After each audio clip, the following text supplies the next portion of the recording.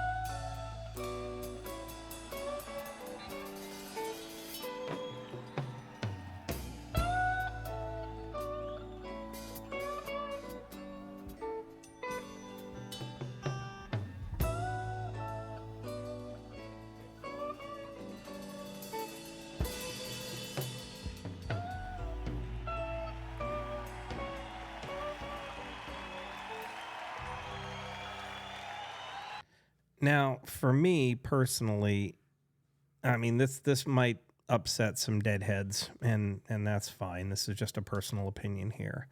But for me personally, this time period of the Grateful Dead's career is my golden age. What do I mean by that? A, I saw them for the first time in the mid '80s. My sister Linda took me to go see them. I think it was I know I saw them twice in that time period, and one time was with Bob Dylan and Los Lobos performing with them. So it was a pretty special time period right there. And for me, like I said, this is the era where I engaged with them. I was young.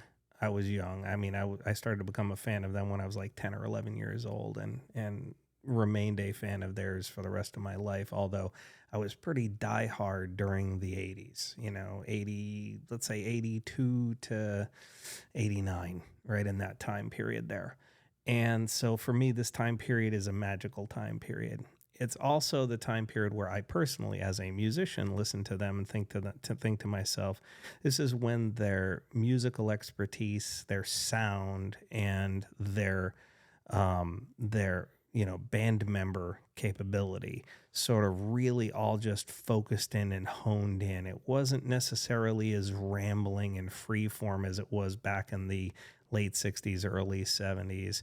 And they were at an age in this time period where they weren't old, but they weren't young either. They were a mature group of musicians, who obviously did what they did better than anybody else. Their following had built up to a point where, they literally would come into town and they would take over entire cities to the point where some city councils wanted to ban them from performing, even though they brought in a lot of revenue into those particular cities, because they would end up having residencies for, 2, 3, 4, 5, 6, 7 days at a shot. They would sell out concerts without releasing new material, and their audience would just travel with them no matter where they went to.